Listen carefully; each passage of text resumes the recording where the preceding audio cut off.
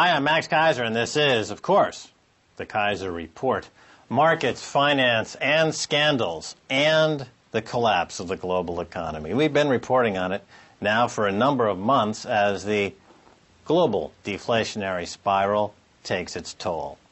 Stacy Herbert, what else have you got? Max, there is a story we've been following for quite a while, and that is box office futures. Now, you alleged that the reason why they shouldn't happen is that one of the reasons is that producers and studios could manipulate box office results. Well, in my headline, from China, Fang Zhaogang shoots down rumors of false box office for Aftershock. This is the translation from the Chinese headline you're seeing there. Despite the film's critical and commercial success, there have been rumors that the record-breaking box office numbers have been exaggerated. So the director has gone on his microblogging site at Sina.com, and he's saying that this is false, this is not the case, and he's accusing people of trying to start rumors since they favored Avatar. Right, that's right. Avatar is another film. It's a competing film. As I pointed out, you see, I killed box office futures in America, the Cantor Exchange, that they were going to launch. Box office futures, Cantor Fitzgerald, they were going to launch it. I alerted the MPAA, the Motion Picture Association of America, through this show and other venues like the Huffington Post in America. And they killed it. And right, they should for this very reason. It's just more derivative nonsense. In this case, getting into the pop culture to reinvent movies as just the detritus of risk-takers on Wall Street with no soul and no conscience. However, having said that, let me say this. I believe it would be fantastic as a way to level the playing field in the global pop culture market if another country, maybe China, maybe Iran, but principally my first choice would be Russia. Russia should open a box office futures contract in Moscow, leverage it up, and dominate Hollywood. You can do it. Ask me for details. Well, Russia's in the next headline, and this headline is fascinating because the story offers a direct link between temperatures and the bond market. So Russia's drought raises bondholder risk on prices. So Russia in the last week had the highest temperatures ever recorded in the 130 years of record keeping in Russia. And the temperatures soared to 37.4 degrees Celsius, which is 99 degrees Fahrenheit. And because of this, the high temperatures, 32% of land under cultivation has forced the Russian state to declare states of emergency in 23 regions. Grain prices were up 33% in 1 week. And grain producers are saying they're probably going to double by the end of the year. And as a result of this, inflation is expected to hit over 8%. Now this will drive the price of bonds because the central bank is going to have to raise rates. Right. Well, this is remarkable because it very succinctly paints the connection between the ecology and the economy. In both cases, liquidity is drying up. Liquidity is drying up due to global warming, causing incredible stress on the ecology, and liquidity is drying up in the global economy, causing this credit crunch. Why? Because both the bankers and the agricultural companies and the Fortune 100 and Fortune 1000 and global big mega corporations have sold forward 100 years worth of profits and 100 years worth of returns in both the agricultural, ecological sense of the word and in the financial markets. The net result is that we are now on the precipice of premature human extinction. Well, you mentioned commodities and agriculture and the effect of global warming on it, and peak oil and things like that. And because of this, a lot of people have listened to the likes of Jim Rogers or Mark Faber, and they're trying to get into the commodities market. And this brings me to this next headline. ETFs imperil commodity investors when contango conspires with pre-rolling.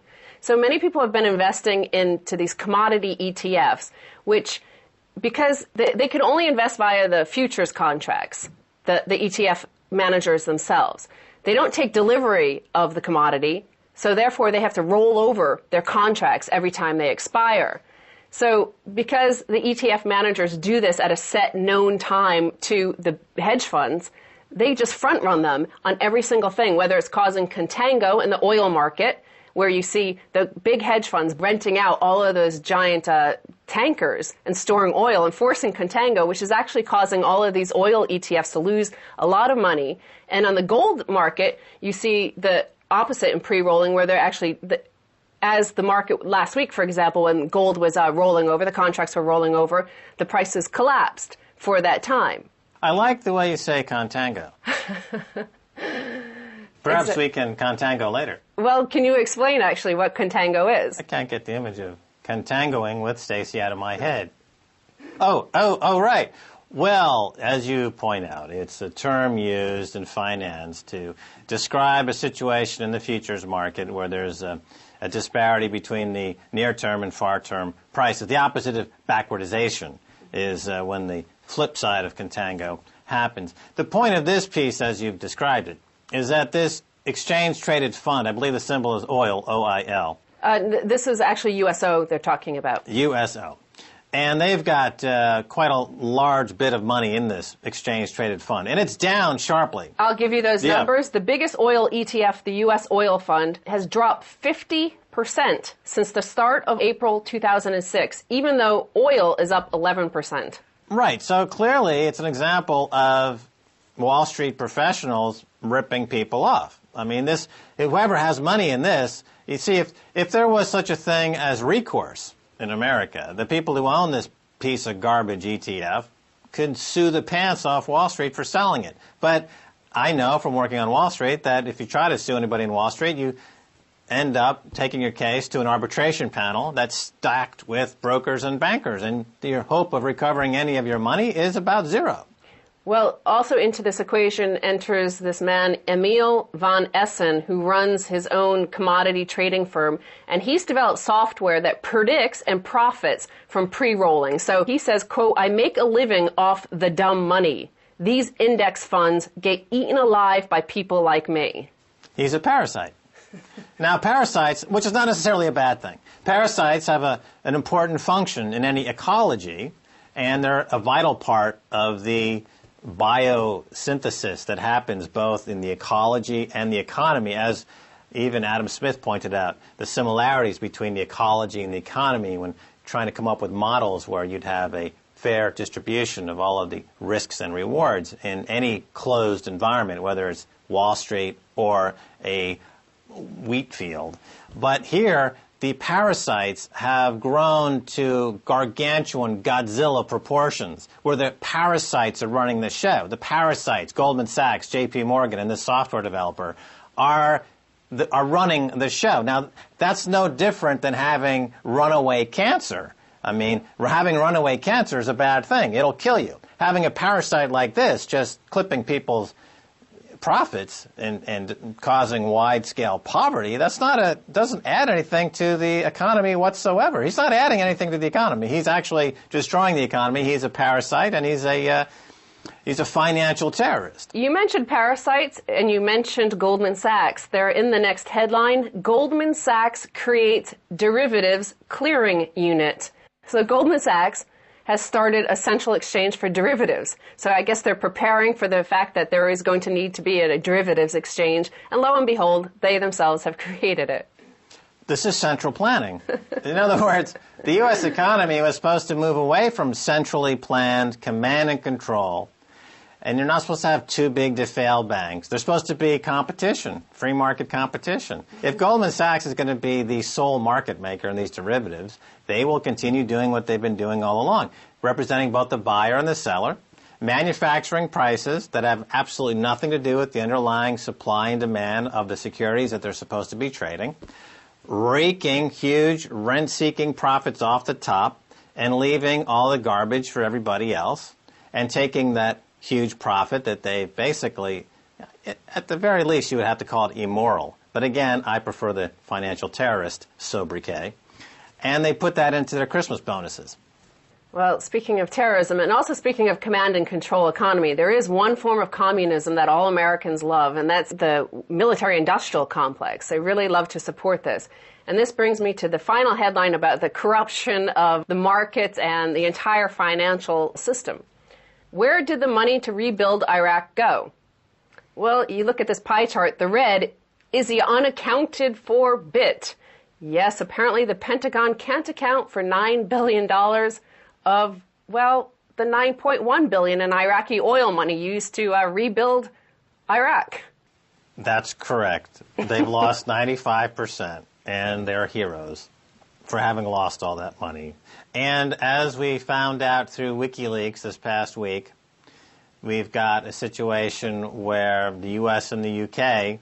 are funding all of the extremism in Afghanistan through their proxies in Pakistan, who are operating on behalf of hedge fund managers on Wall Street and the City of London. I will add that piece to the puzzle. In other words, there's no easier way to make money than by dropping bombs on innocent folks, because you make money on the bombs, you make money on the industrial complex, industrial military complex, you make money on the volatility. You can buy volatility with the VIX option, for example. If you know you're going to drop a bomb somewhere, you simply buy volatility with the VIX, the VIX as it's called, and you're guaranteed to make money that way.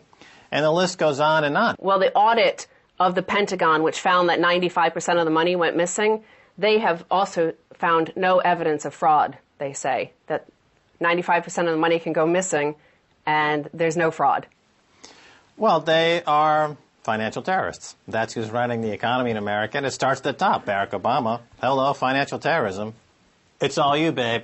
Stacy Herbert, thanks for being with me, contangoing on the Keiser Report. Thank you, Max. More contango coming your way. Don't go away right after this.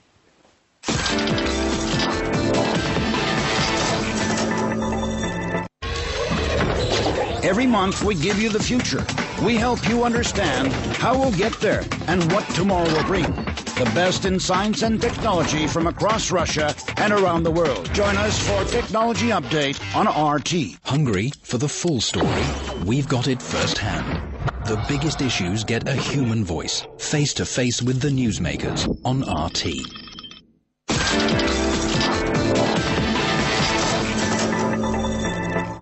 Welcome back to the Keiser Report. Time now to go to Los Angeles and talk to internet sensation George Heminger of SurviveAndThriveTV.com, where he's been chronicling the collapse of America in a gripping and personal fashion. George, welcome to the Keiser Report. Hey, Max, how are you doing? Love your stuff. Follow you closely.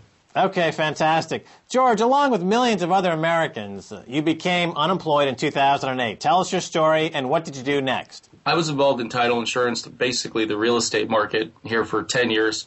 Made a very good living, had a house, the cars, the family, everything. And when we had the subprime mortgage meltdown and the collapse of real estate here in Southern California and in other states as well, there was no opportunities, no real opportunities to make the same type of money. So what I did is I survived for quite a while on unemployment, like millions of Americans.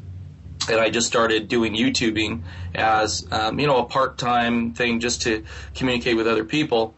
And I just started telling the story of what's going on here in Southern California and what was happening with the deterioration here locally. And I developed a following and started working with a couple different associations. The major one is the NIA, inflation.us. And basically, I have a lot of people following me online wanting to know what's going on the ground in California. And I go out with my camera and I try to detail as much as I can personal stories, what's happening to people on the ground, how things are changing. And that's, people are following me from all over the country and all over the world. California seems to be where things are hitting first and pretty hard. All right, so when you're giving up bits of your lifestyle, what did you find was the most difficult to give up? It's almost like you don't have a choice it's not like you're going to choose to give up something. It's more like the income just stops coming in and it becomes a juggling act. The bills keep coming through the door and you're trying to maintain the appearance of a middle-class lifestyle, upper middle-class lifestyle, and you start borrowing from credit cards, you start it's a juggling act. And then what happens is things start breaking. a car breaks down, or you can't make that payment on the mortgage, and then you go through a series of severe anxiety and depression because you're trying to deal with all this massive change, and of course the end result will be total devastation of your credit and losing your house, losing your transportation, and then dealing with all the family issues that have to do with that. Because a lot of the times, the children or the spouse don't understand what's happening. They just want you to go out there, get the same type of job, have the same type of lifestyle, and it's just not physically possible.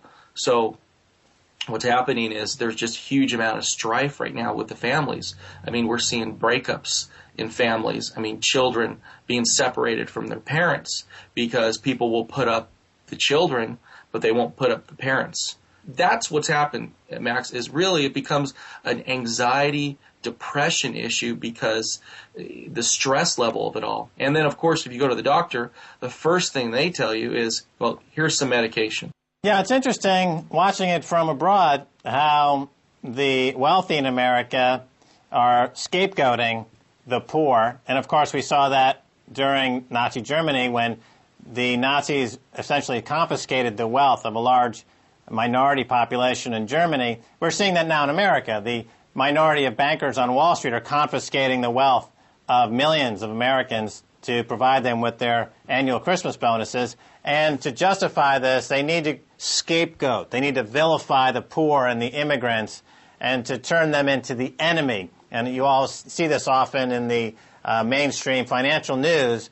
The need for people to get jobs and to get decent wages is always portrayed as something that needs to be addressed by the White House. Those uppity workers want to get real jobs, and we need to stop them from encroaching on the wealthy bankers who are, so far under Obama anyway, no one's stopped them from continuing on their pogrom of destruction. Right now there's a big illegal immigrant sentiment, anti-illegal immigrant sentiment in the country, in California also.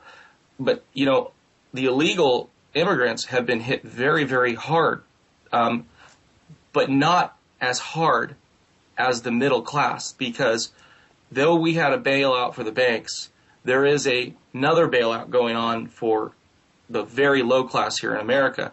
They can sign up to get, $600 to $800 in food stamps. They can get Section 8 HUD housing. What they do is they're involved a lot of times in the black market, landscaping, things that are paid underneath the table. Then what they will do is go ahead and they'll go to the social service programs that are available in California, and they'll get, subsidized food stamps, which at our all-time high. They'll get subsidized housing. They go to public schools. So what's happening is there's a safety net for the illegal immigrants and the very, very poor in this country. And sometimes they're actually doing better than the middle to lower class because the working poor in America, the middle class working poor, they are not getting these types of benefits. So you're actually seeing kind of a weird paradox happening here in California where people that are working in the black market or not really working, living a better lifestyle than someone working, 40 hours a week at $10 an hour. They're actually suffering more than the people at the very lower strata of the economy. It's very strange. Right. The new American dream is to be an indentured servant. So, George Heminger, tell us a little bit about the malls. My understanding is, as you've documented and spoken about, there's an increased security presence there, and there's violence there. Tell us a little bit about what's going on. What's happening in Southern California is you're seeing something akin to the third world with regards to security. They're having to place additional security in places that they haven't had to before.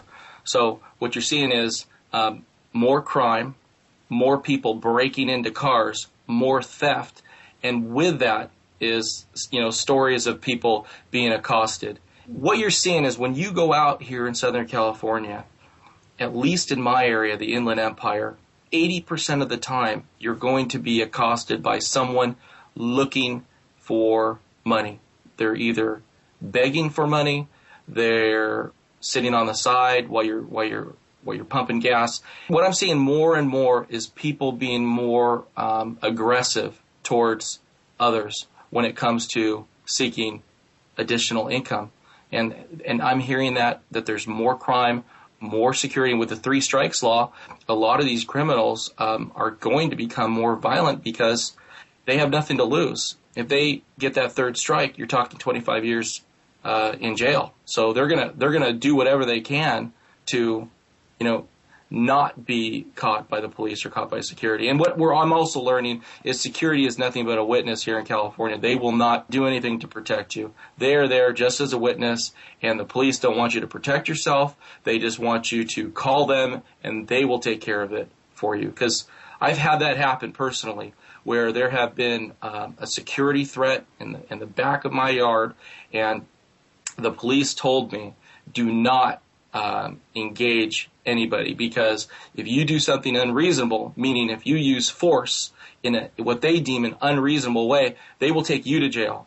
So effectively, they've taken our right to protect ourselves, at least in my part of California, from the police I've talked to. Right. So once again, erosion of some of the basic human rights and civil rights. Now, just to put your story into perspective, 2 years ago, you basically saw the handwriting on the wall. You saw this collapse coming. You basically downsized yourself to absolute zero. You went off the grid completely. Now, 2 years later, by acting and working basically as a citizen journalist and by posting your videos on YouTube, which are, of course, are connected to Google AdSense, they generate some ad revenues, you are, in fact, as your website infers, thriving, surviving and thriving. So is that a fair characterization of what you're up to at the moment? Yeah, I wouldn't say entirely thriving. I still haven't reached the income levels that I had when I was working in mortgage and title insurance. That was a small amount, making $10,000 a month. So the situation I am now is that I've cut back all expenses. I've cut back everything, where now we pay everything cash. We've gotten anything dealing with credit, just gone. And now I have this huge opportunity where I'm doing YouTube videos. I'm getting paid for that. I'm working with inflation.us. They sponsor me as well. And then I'm also working on a couple projects where we're working with local businesses to get up on YouTube and to, basically promote the whole idea of, talking with customers through video. So, I keep exploring new things, and it's just great to have the internet to turn to as a opportunity, as an income source. And I think that's what's going to be happening more and more. I mean, businesses that have to pay for infrastructure costs are going to go by the wayside because everything can be done online. The culture isn't there, but anything that can be done in the real world can be done online. I mean, you're showing it right now. We're talking to someone from France. We're doing a show. It's just amazing what's happening with the revolution online. Of course, your story, George Heminger, mirrors the story of the state of California itself that finds itself now completely indebted. It's one of the coma states, California, Oregon, Michigan, and Arizona, that are suffering from enormous debts and they're going bankrupt. So is this some parallel you see here?